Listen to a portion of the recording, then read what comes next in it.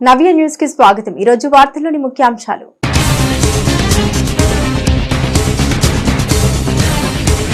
ఓట్ల లెక్కింపు ప్రక్రియపై జిల్లా కలెక్టర్తో రాష్ట్ర ఎన్నికల సంఘం ప్రధాన కార్యదర్శి వీడియో కాన్ఫరెన్స్ ద్వారా సమీక్ష।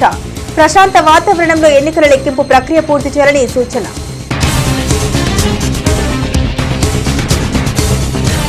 లక్ష్య సాధన కోసం ప్రణాళికాబద్ధంగా విద్యను అభ్యసిస్తే సత్ఫలితాలు సాధించవచ్చు। చీరాల లూథరన్ జూనియర్ కాలేజీలో జరుగుతున్న ఉచిత గ్రూప్ 2 శిక్షణ తరగతిని సందర్శించిన ఎమ్మెల్సీ లక్ష్మణరావు। చీరాల వేటపాలెం జాతీయ రహదారిపై రోడ్డు ప్రమాదం। ఎదురెదురుగా వస్తున్న 2 కార్లు ఢీ కారులో ప్రయాణిస్తున్న మహిళ మృతి, మరికొందరికి తీవ్ర గాయాలు। క్షతగాత్రుల్ని చికిత్స నిమిత్తం చీరాల ప్రభుత్వ వైద్యశాలకు తరలింపు। డీటెయిల్స్ చూస్తే ఓట్ల లెక్కింపు ప్రక్రియపై రాష్ట్రంలోని అన్ని జిల్లాల కలెక్టర్లతో రాష్ట్ర ఎన్నికల ప్రధాన కార్యదర్శి ముఖేష్ కుమార్ మీనా వీడియో కాన్ఫరెన్స్ ద్వారా సమీక్షించారు। కాగా సమావేశంలో బాపట్ల జిల్లా నుండి జిల్లా ఎన్నికల అధికారి కలెక్టర్ రంజిత్ బాషా పాల్గొన్నారు।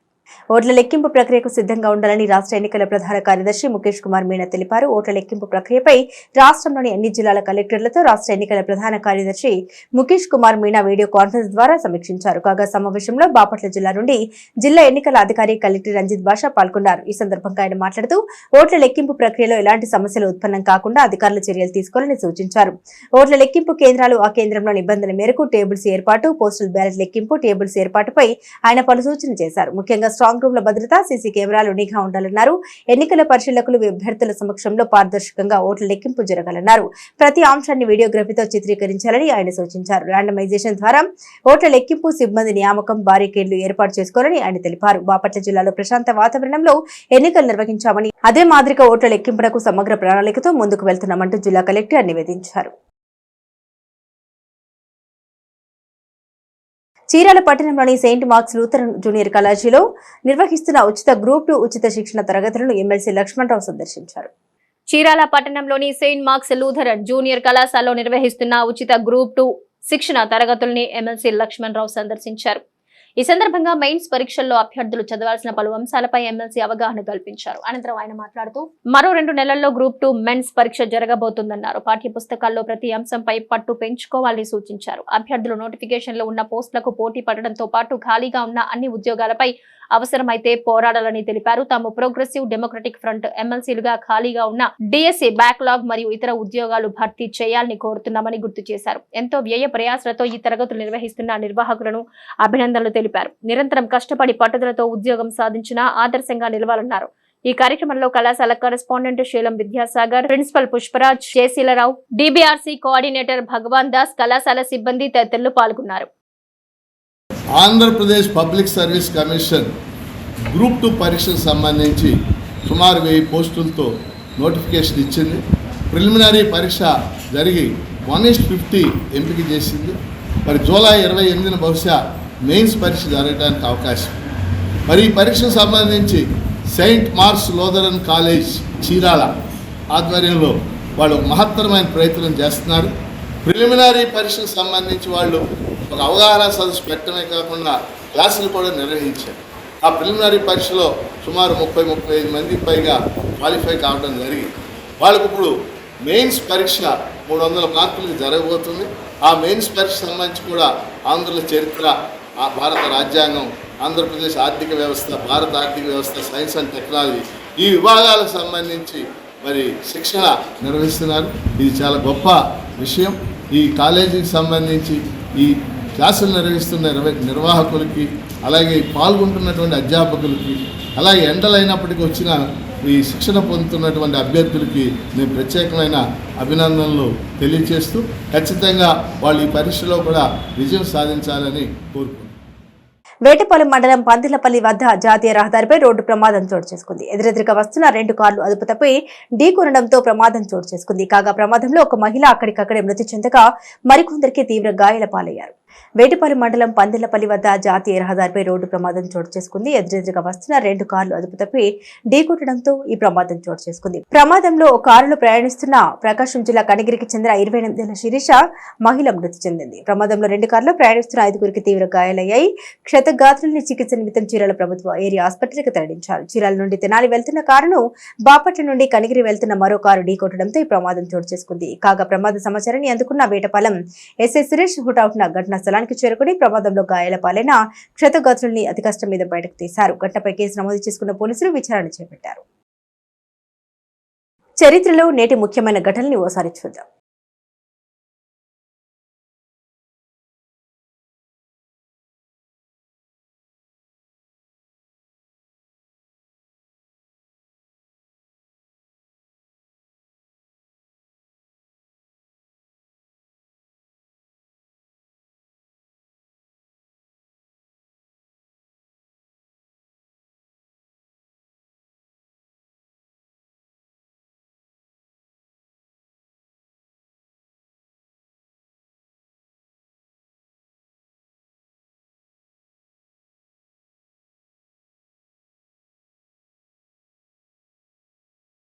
చీరాల పట్టణంలోని చీరాల శాఖ గ్రంథాలయంలో వేసవి విజ్ఞాన శిబిరాలు జరుగుతున్నాయి.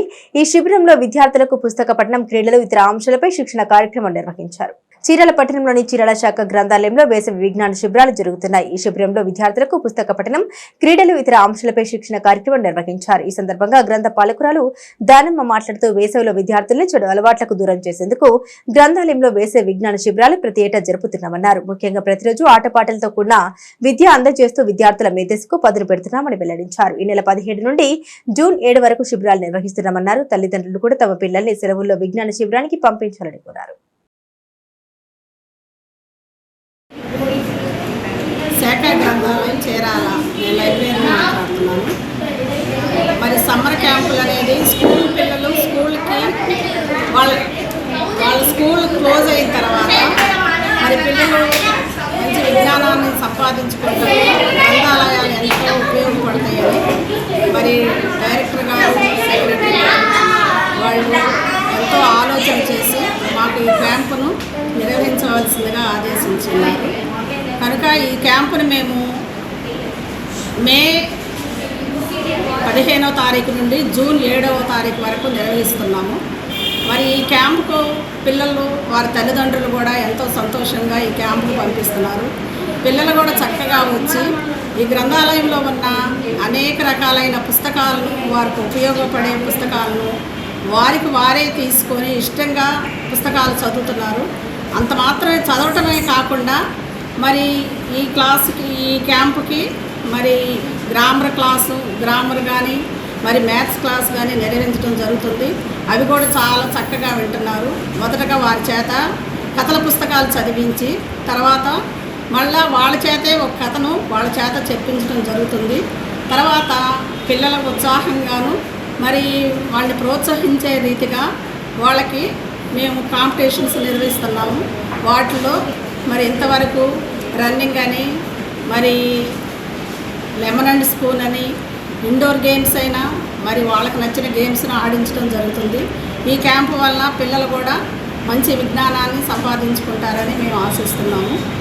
మరి ఇంకా ఎక్కువ మంది తల్లిదండ్రులు పిల్లలను ఈ గ్రంథాలయానికి పంపాలని వారిని ఎంతగానో ప్రార్థిస్తున్నాము. ఎన్నికల కౌంటింగ్ రోజున తదనంతరం బాపట్ల జిల్లాలో ఎటువంటి అవాంఛనీయ ఘటన చోటు చేసుకోకుండా ముందస్తు చర్యల్లో భాగంగా జిల్లా ఎస్పీ బకుల్ జిందాల్ ఆదేశాల మేరకు జిల్లాలోని సమస్యాత్మక ప్రాంతాల్లో జిల్లా పోలీసు అధికారులు, సిబ్బంది కార్డిన్ సెర్చ్ నిర్వహించారు. ముందస్తు చర్యల్లో భాగంగా జిల్లా ఎస్పీ బకుల్ జిందాల్ ఆదేశాల మేరకు జిల్లాలోని సమస్యాత్మక ప్రాంతాల్లో జిల్లా పోలీసు అధికారులు, సిబ్బంది కార్డిన్ సెర్చ్ నిర్వహించారు. ముఖ్యంగా జిల్లాలోని అత్యంత సమస్యాత్మకమైన ప్రాంతాలైనటువంటి Bapatla rural police station, Chirala 2 town police station, Vetapalem, Addanki police స్టేషన్ల పరిధిలో పలు ప్రాంతాల్లో పోలీసులు కార్డిన్ సెర్చ్ నిర్వహించారు. ఈ క్రమంలోనే ఆయా ప్రాంతాల్లోని పాత నేరస్తులు, రౌడీ షీటర్స్ కు పోలీసులు ఇళ్ల వద్దనే కౌన్సిలింగ్ నిర్వహించారు. ఈ సందర్భంగా బాపట్ల జిల్లా ఎస్పీ బకుల్ జిందాల్ మాట్లాడుతూ సార్వత్రిక ఎన్నికల రోజు ఆ తర్వాత జిల్లాలో కొన్ని ప్రాంతాల్లో చెదురు మొదురు ఘటనలు చోటు చేసుకున్నాయన్నారు.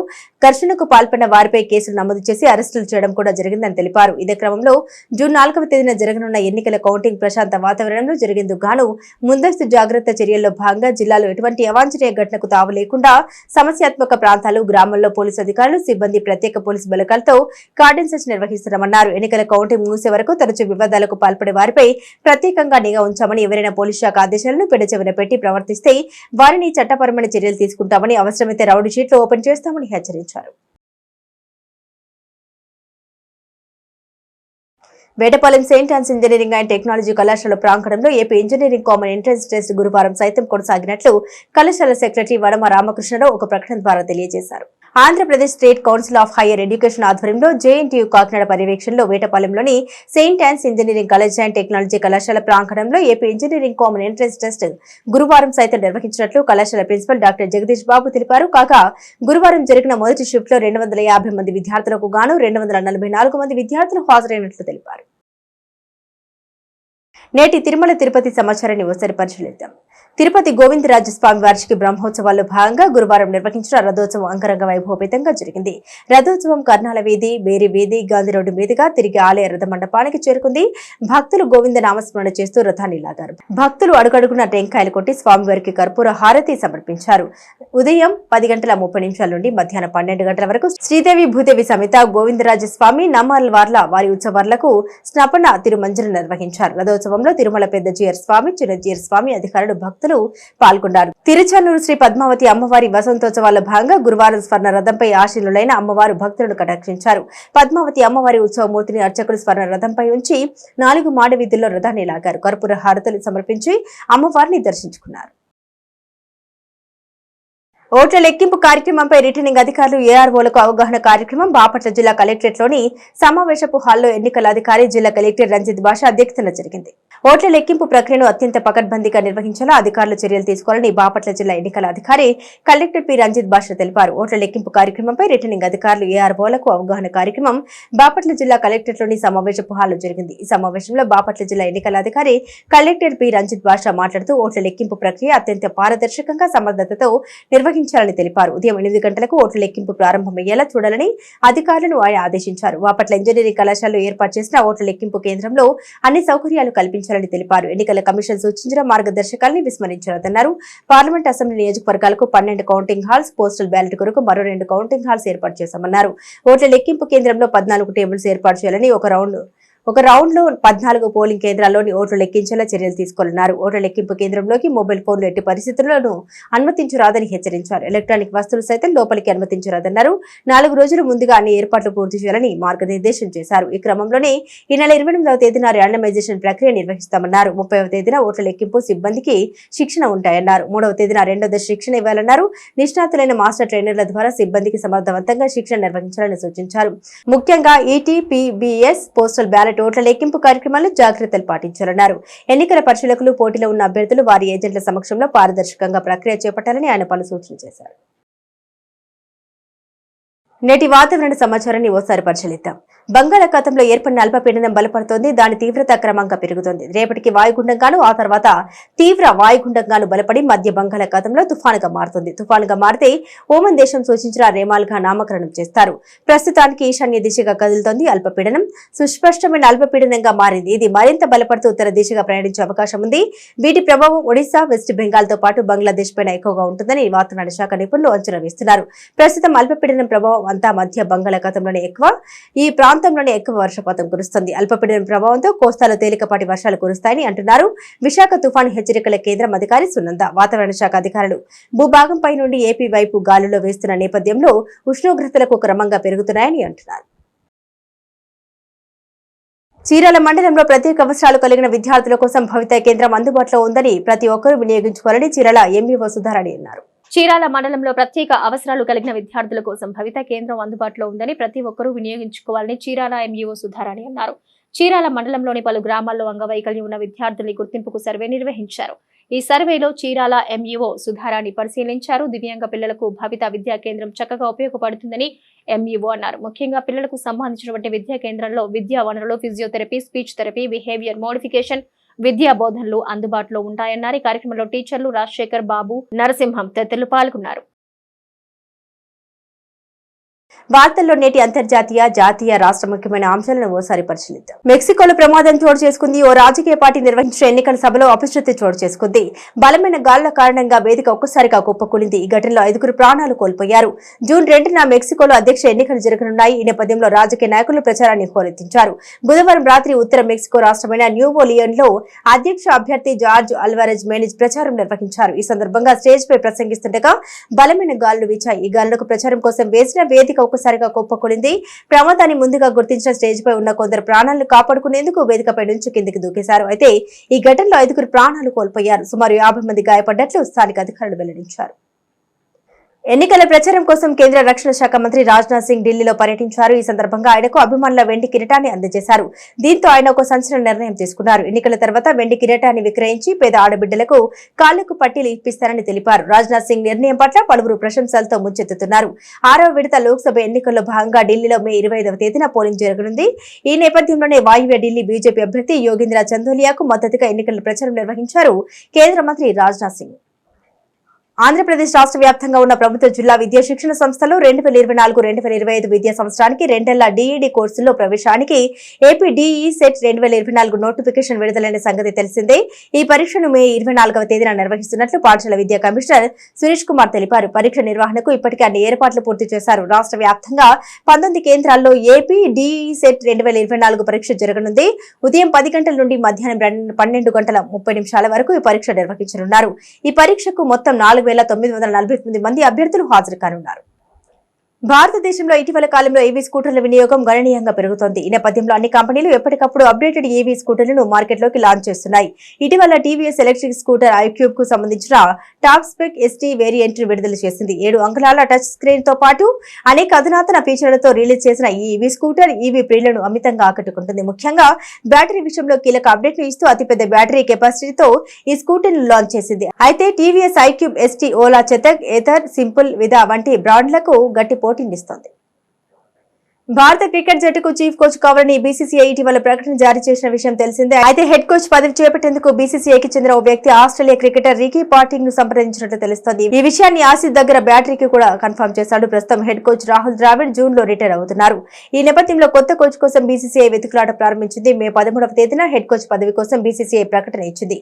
ఐపీఎల్ జరుగుతున్న సమయంలో బీసీసీఐ అధికారులతో తనతో కోచ్ తో పదవి గురించి చర్చించినట్లు రికీ తెలిపాడు. నవ్య న్యూస్ ముగించే ముందు ముఖ్యాంశాలు మరోసారి.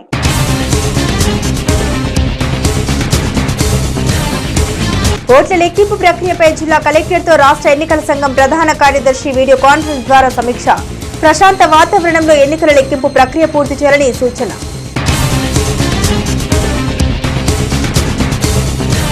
లక్ష్య సాధన కోసం ప్రణాళికాబద్ధంగా విద్యను అభ్యసిస్తే సత్ఫలితాలు సాధించవచ్చు. చీరాల లూథరన్ జూనియర్ కాలేజీలో జరుగుతున్న ఉచిత గ్రూప్ 2 శిక్షణ తరగతిని సందర్శించిన ఎమ్మెల్సీ లక్ష్మణ్ రావు. చీరాల వేటపాలెం జాతీయ రహదారిపై రోడ్డు ప్రమాదం. ఎదురెదురుగా వస్తున్న 2 కార్లు ఢీ కారులో ప్రయాణిస్తున్న ఓ మహిళ మృతి, మరికొందరికి తీవ్ర గాయాలు. క్షతగాత్రుల్ని చికిత్స నిమిత్తం చీరాల ప్రభుత్వ వైద్యశాలకు తరలింపు. నవ్య న్యూస్ ఇంతటితో సమాప్తం. నమస్కారం.